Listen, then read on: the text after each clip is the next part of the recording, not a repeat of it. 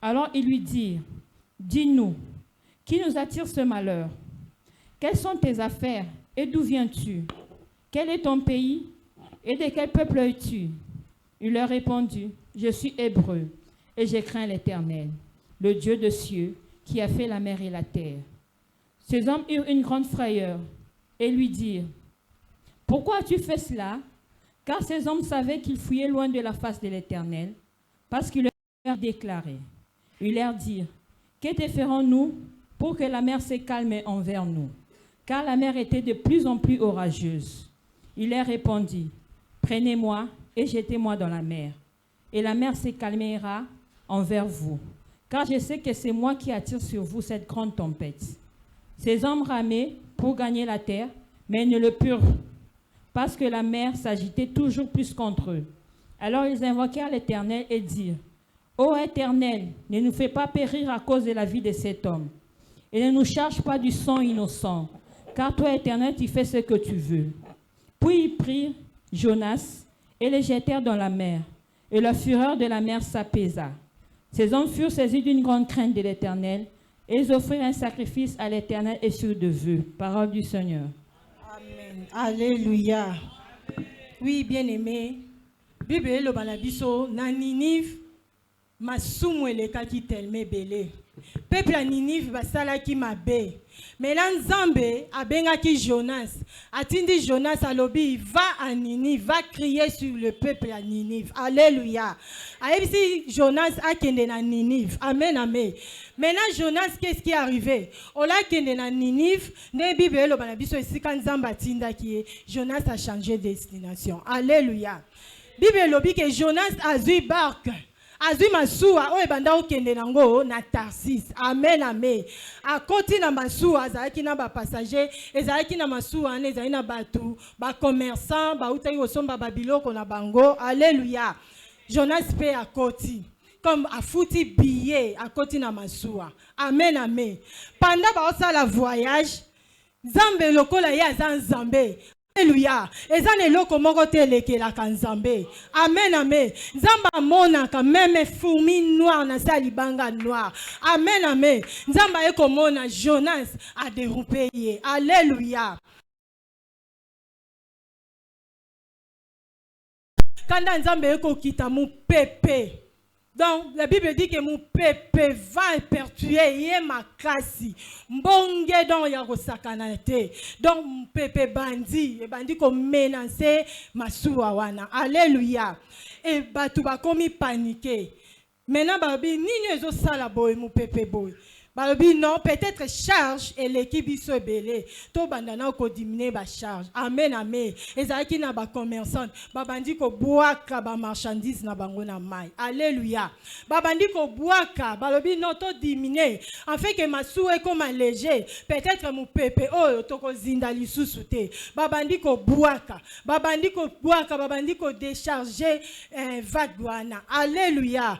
Bien-aimé, je vous dis rien n'est changé. Et là mon côté ça a changé. Oh, mbonge ça a plus à plus grave. Alléluia. Alléluia. Mbonge ça a toujours comme mata. Maintenant capitaine Amasu a lobinini. Oh, mutu na mutu a réconcilier batunion sa lobi maintenant. Mutu na mutu abandana nuko bonde la Nzambe na ye. Alléluia. Que chacun prie son Dieu. Que chacun invoque son Dieu. Amen, amen. Bien-aimé babandi ko sambela. Mutu na mutu abandi ko sambela. Je vous dis, pona ngana monaki, banzambe na bango, misusu bazaki na voyage. Alléluia. Baza ko agir te. Banzambe na bango, misusu balalaki. Pendant 20 ans ezalaki, bazaki ko agir te. Amen, amen. Bien-aimé, le comment ko ezalaka toujours qu'on changer te. Babi non. Qu'est-ce qui nous attire ce malheur? Yango ana isa tem nanga ya tongwa lelo. Qu'est-ce qui nous attire ce malheur? Balobi non. Tokende ko luka. Et capitaine Amasua alobi non. To ça la tirage au sort. Alléluia. Abi tozo ça la tirage au sort. Tant ba sali tirage au sort, sort et que tombé par Jonas. Alléluia. Sors retombé par Jonas, babandi ko luka wapi Jonas. Bien aimé dans le Seigneur, bake kokuta Jonas na se a barque. Amen, amen.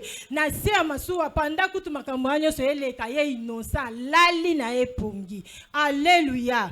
Jonas azaki na ye ya kolala e ba lamu siye, ba ebi siye, sors retombé sur yo. D'où viens-tu? Amen, amen. D'où viens-tu, Jonas Alobi? Je suis un hébreu qui craint Dieu. Alléluia. Donc c'est toi qui nous attires tous ces malheurs. Alléluia.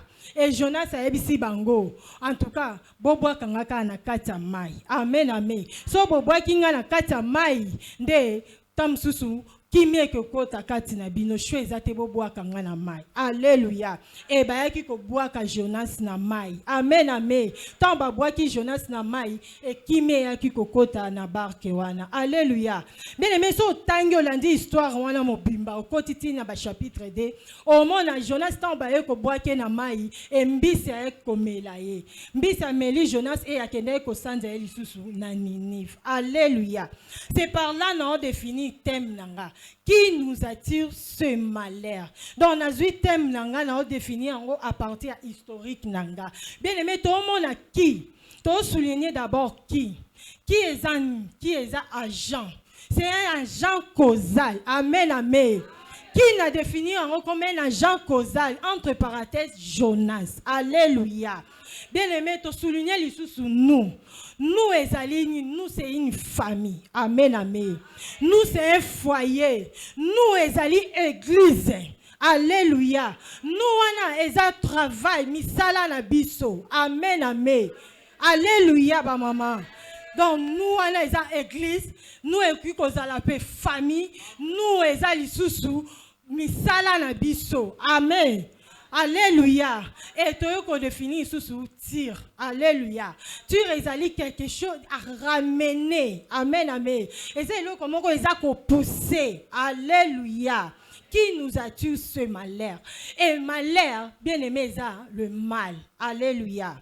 Malheur, c'est le mal. Le mal, automone, alléluia. Koufa, nakata mabota nabiso, c'est ça le mal. Amen, amen. Célibat, chômage, pauvreté, alléluia. C'est ça le mal. Alléluia. Yangwana thème nangana définir qui nous a tué ces malheurs. Alléluia. Bien-aimé, nakata barque mbonge yaki kokomela bango ebele. Pourquoi? Parce que Jonas a obéi ça qui na parole en Zambété. Jonas nzamba tindi na Ninive yake na ye na Tarsis. Alléluia. Bien-aimé, za bato ebele lelo. Bali ko tosa mungonga nzambete. Amen, amen. Ebela bato ba tosa mungonga nzambete. Tamsu nzambe atindi yo serviteur na ye. Pasteur alobike, frère Gorbi, yo nzamba tongeli yo natindi yo na shemshem. Alléluia. Natindi yo tamsusu na bagata. Kende ko annoncer liloba nzambe kuna na bagata. Kende kuna yo lobite. Jonas aboya ki alobi ngai penande na zaboe na kende na Ninive te nga na bongi na Tarsis. Alléluia. Yo koloba bite pasteur ndeni ake ponela ngaka place wana. Ta mususu kuna nde poli pambo lino ezali. Esika nzamba poneli yo eza kuna. Yo lobite pasteur pourquoi? Amonika bato bele ngaka ndake etinda nga na bagata. Ngaka ndake etinda nga ta mususu na selila kisensu. Alléluia. Ya lobite ngana bongi na kene na Gombe. Ngai pona te ya bien, pona zo frantaka ba qualité nanga, po bandima bien baya e bongi ngana kendo te ya na ma campagne. Alléluia. Bien aimé na ma campagne oyozo kiende. Est-ce que nzambe ne mutatindi okuna? Alléluia. Est-ce que nzambe ne mutatindi okuna? Bien aimé zamba te belé, lelo ba perdre ba vie na bango, bazo perdre ba makambo belé on nzamba tia liboso na bango. Pona nini? Na manque ya conscience, na manque koyoka nzambe. Alléluia.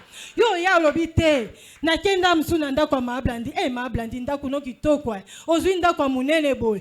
Etungisi yo lobite ngape il faut na changer.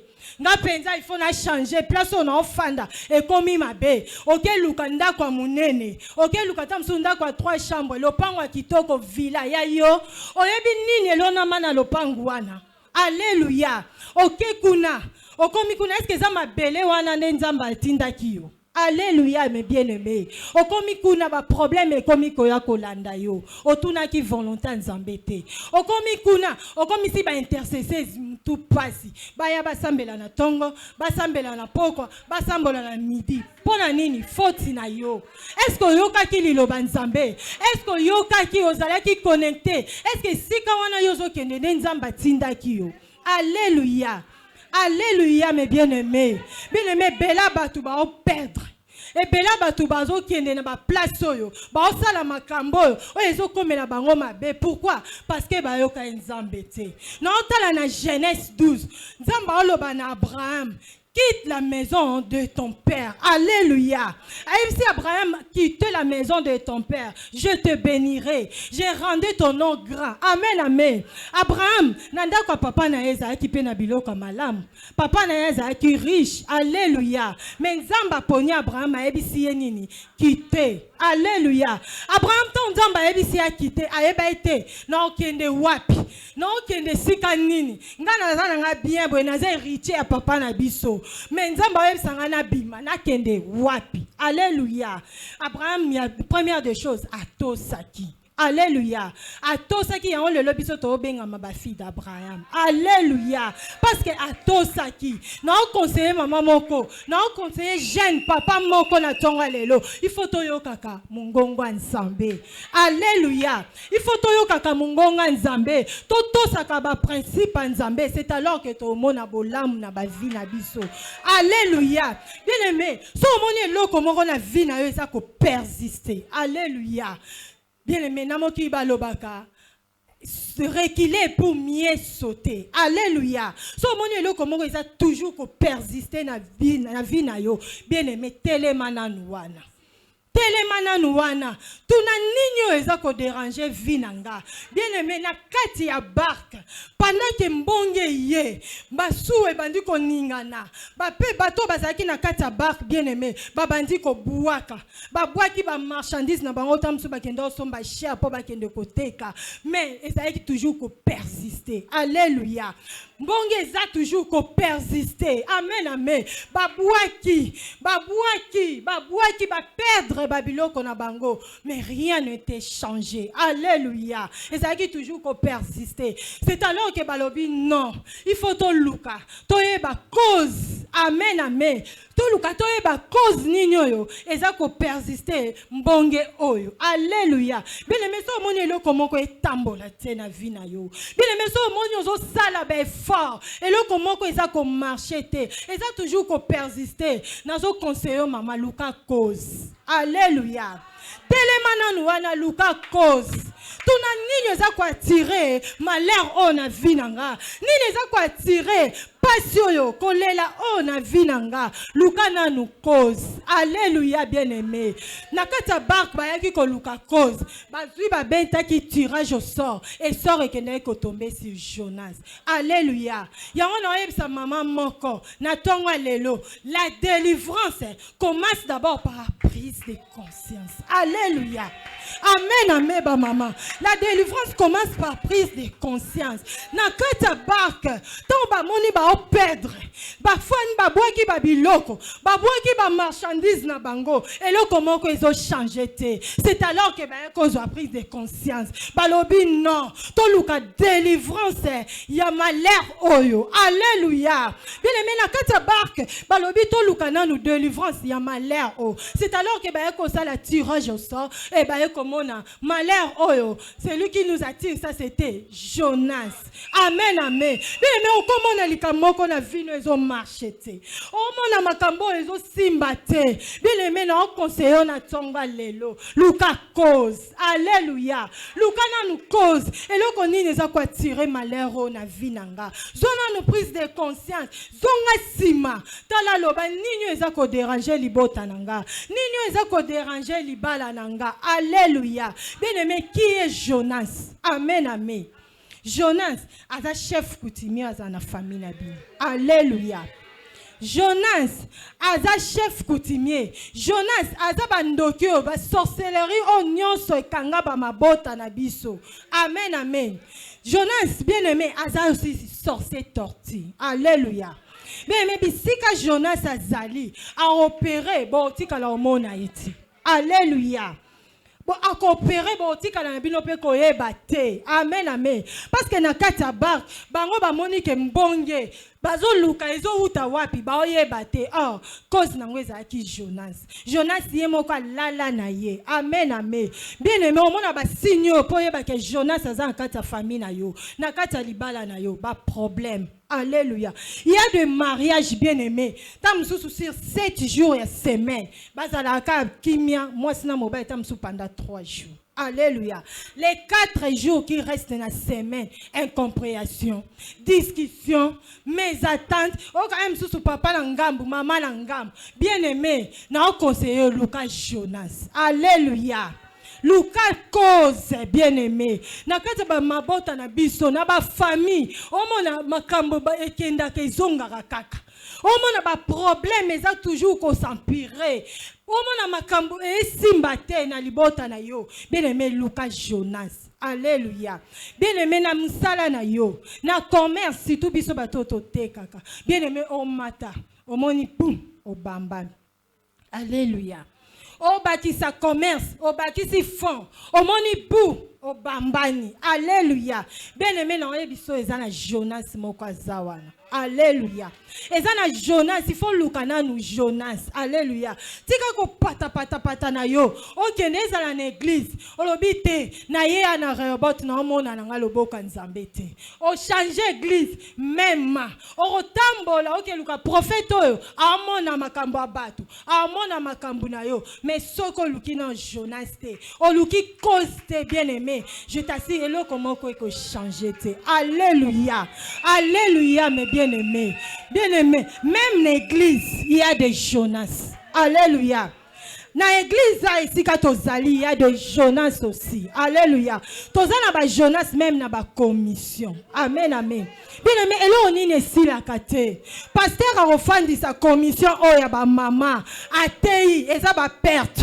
Altei biso, abondeli, à réconcilier. Bien aimé, laisse-moi te dire que pendant pasteur a réconcilié, et ça va perdre aux ezala qui n'a qu'à ta barque. Batu bazo buaka, pasteur a yé, à réconcilier, et ça tozo buaka ba marchandise. Et là comment que ça te, c'est que ça Jonas moko azana kat.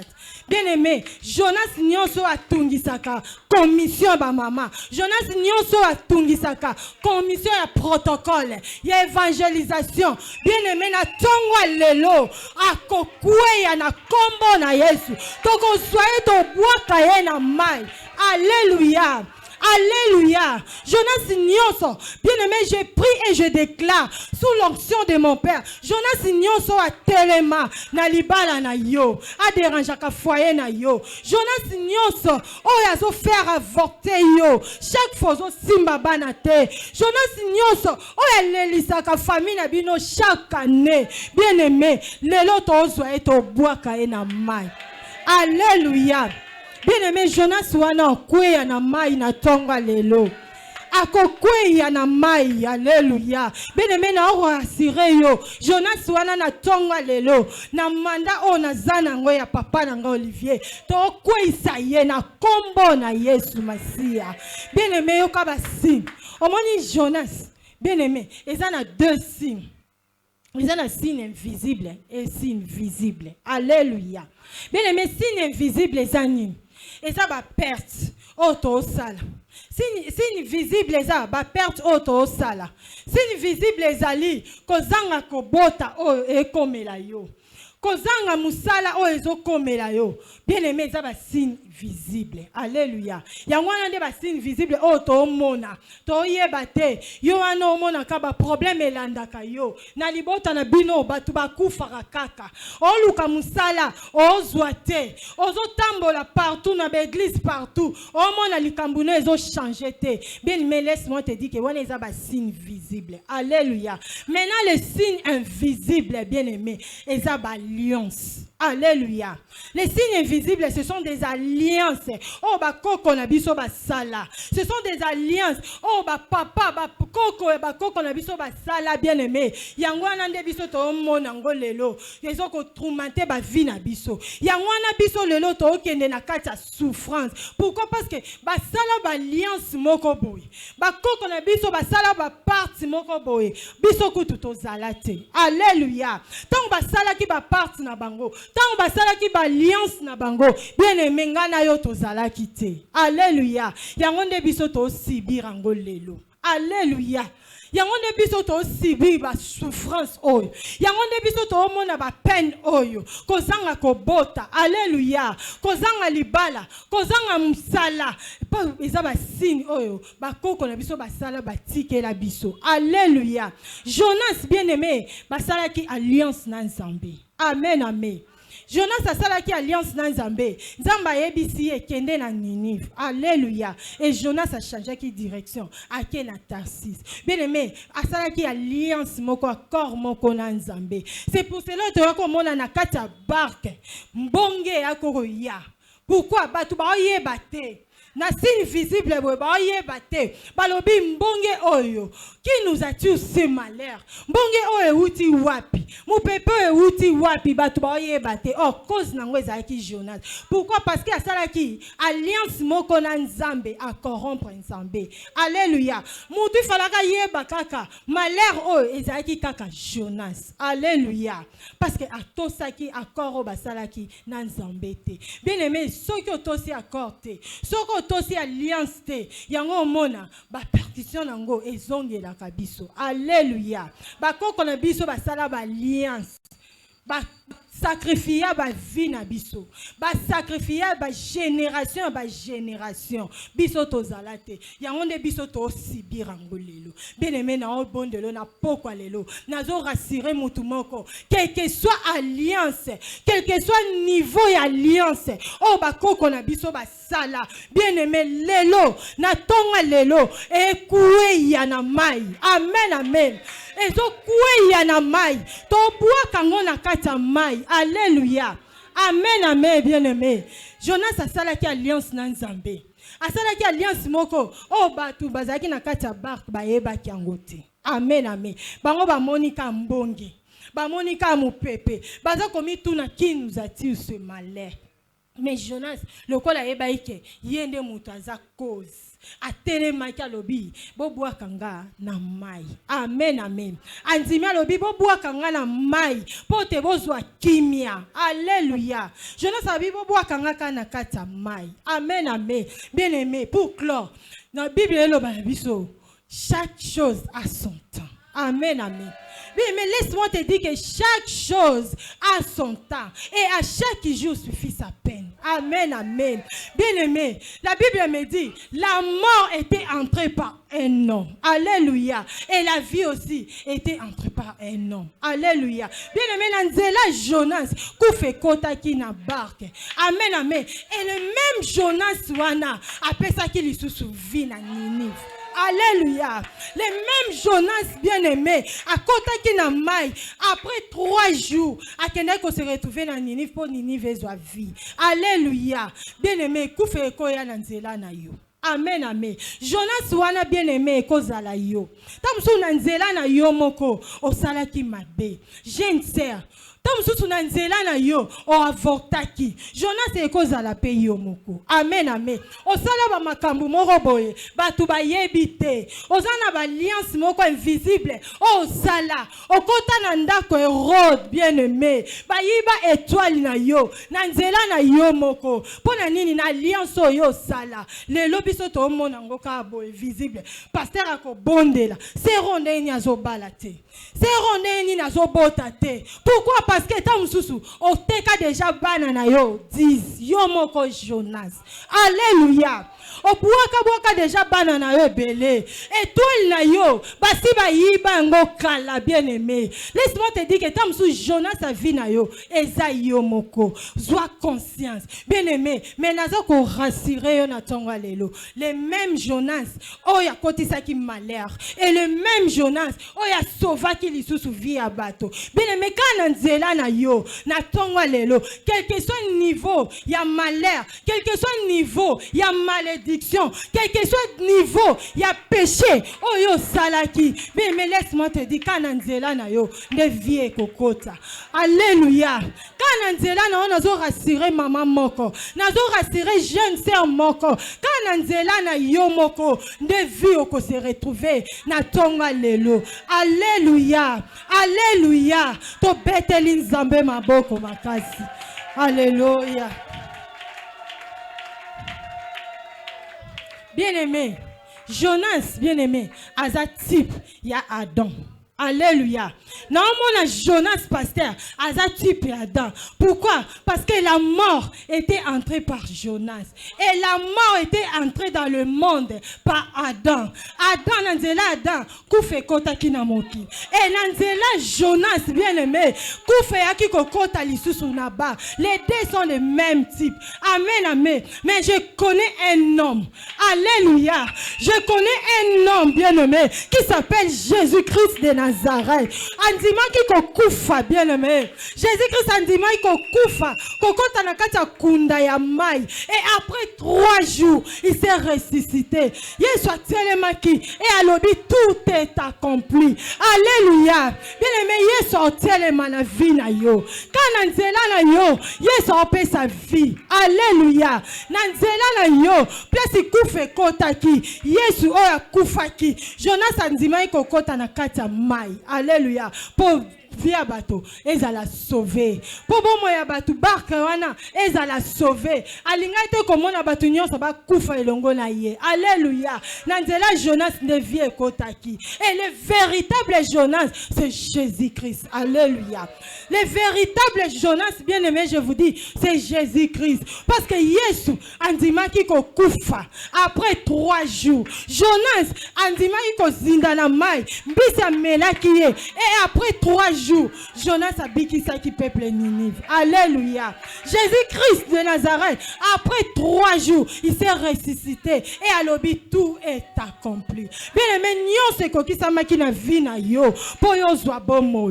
Nyon se koki sama ki na vi na yo, po yo zasu muto pa cité. Nyon se koki sama ki bien aimé na vi na yo, po yo longwa na kati ya condamnation. Bien aimé, nyon se koki sama ki na bomo na yo, po longwa na kati ya malédiction ya famille.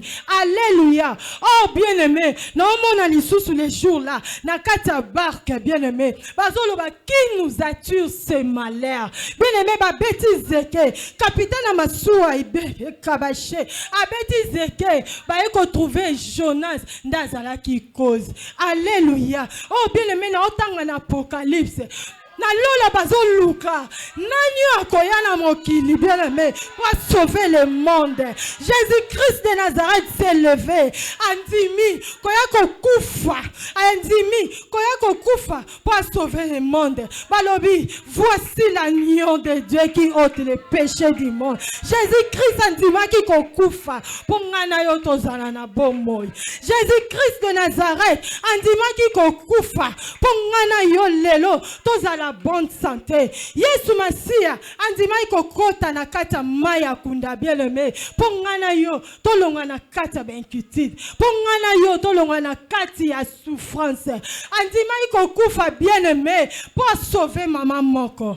Yesu andima iko kufa bien-aimé pour bikisa libala na yo. Pour bikisa asomba mabota na yo. Bisika obakanga yo. Na obonde la pona maman moko. Lokola Yesu andima andimaki abimi alobi yenda kobiki samokili pendant ba luka qui peut sauver le monde.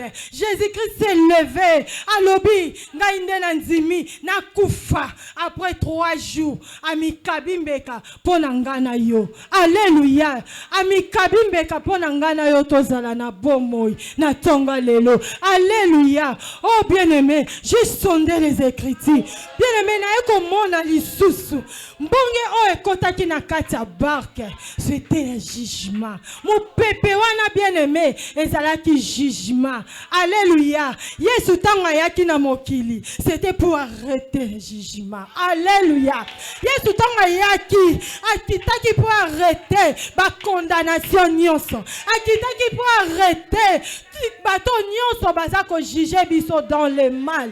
Akitaki pour arrêter nyonso o ya mabe. Yango wana tomona ki mbonge. Mais Yesu Masia, Jonas andima ko mibua kama na mai. Pombonge kata. Oh, le véritable Jonas, c'est Jésus-Christ de Nazareth. Alléluia. Bien-aimé, je sonde encore les Écritures. Je vis que bien-aimé dans le Seigneur. Bisu amelaki Jonas nakata mai. Alléluia. Azalaki bisignon sauté. Alléluia. Bien-aimé, c'était dauphin. Alléluia. Bien-aimé, pourquoi? Dauphin amelara mutute. Amen, amen. Dauphin protéger pasteur. Dauphin soka melio. Eza pour protéger yo. Eza pour memayo na destination. Alléluia. Dauphin melaki Jonas pendant 3 jours. Ezalaki ne pas que noko sanza na Ninive. Alléluia. Dauphin zui Jonas na kata mai amemiye a protéger ye pendant 1er jour, a protéger ye 2e jour et la 3e jour à quelque sanza ye na Ninive. Na nzela Jonas de ville à Ninive babikaki. Alléluia. Or on appelle aussi dauphin la maison de tabernacle. Alléluia. Alléluia. Alléluia, bien-aimé. Oh, bien-aimé, le véritable Dieu, c'est le véritable dauphin, c'est Jésus-Christ. Non, le véritable dauphin, c'est Jésus-Christ. Pourquoi? Yesu akufa qui pendant 3 jours. Et tant on sait quoi qui, et ça qui peut bisoto zoavi. Jonas a kota qui na kata mai. Dauphin melié. Et pendant 3 jours, yango ville à Ninive, bazwa ki bomo. Yango ville à Ninive, bazala qui sauvé. Oh bien-aimé, je sonde encore les Écritures. Non, on a tout la souverain sacrificateur. Parmi les pierres précieuses, non, il sous pierre à onyx. Alléluia. Mais dauphin, azala peine à 2 couleurs. Dauphin azala la couleur noire. Azala peine à couleur blanche. Alléluia. Les couleurs noires bien aimées, c'est 100% homme. Alléluia. Tandis que la couleur blanche, c'est 100% Dieu. Amen, amen. C'est pour cela que Koloba, le véritable Dieu, le véritable dauphin, c'est Jésus-Christ. Alléluia. Bien aimé, na tout la souverain sacrificateur. Parmi ma pierre précieuse, oh les ala qui Nicolas tout la souverain. Na mon pierre à onyx. Alléluia. Onyx bien aimé, et ça la rappelle à 2 couleurs. Alléluia. Onyx c'est la couleur noire, et ça la couleur blanche. La couleur noire n'est not Koloba tout à l'heure, c'est 100% homme. Alléluia. Tandis que la couleur blanche bien aimé, c'est 100% Dieu. Alléluia. Oh les véritables onyx encore, c'est Jésus-Christ de Nazareth. Alléluia. Ya tika nzamba lola akota na kati ya bomo ina yo. Tika nzambe oya melaki Jonas mbisi oya melaki Jonas na kati ya mai akenda iko sanza ye. Bien-aimé, nyonso oya yo kufaki sanza mana tonga lelo. Nyonso oya yo oyo ba alliance famille basalaki o ba koko na biso basalaki. Bien-aimé, ezo sanza mana tonga lelo. Ezo sanza mana tonga lelo. Na pambola mutu moko sous l'onction de mon père. Nyonso o diable kanga. Nyonso bakanga mabota na yo. Nyonso o yozo mona rien ne marche. Bien-aimé, o mituna nini eza kotungisa libota nanga. Bien-aimé, na tonga lelo na eli yo bomoy. Alléluia. Na tonga lelo na eko talisa yo le vérité véritable dauphin.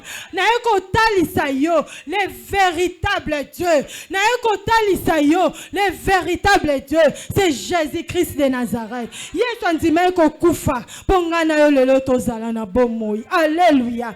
Yesu andima ki ko kufa pendant 3 jours. Pongana yo tolongwa na kati ya pasi bien-aimé. Yesu andima ki ko kufa bien-aimé. Po toza esusu bata kolela te. Po misala na biso epambwama. Tolongwa na kati ya souffrance. Tolongwa na kati ya condamnation. Tolongwa na kati ya maison de nos pères bien-aimés. Tolongwa na kati ya ba système maléfique.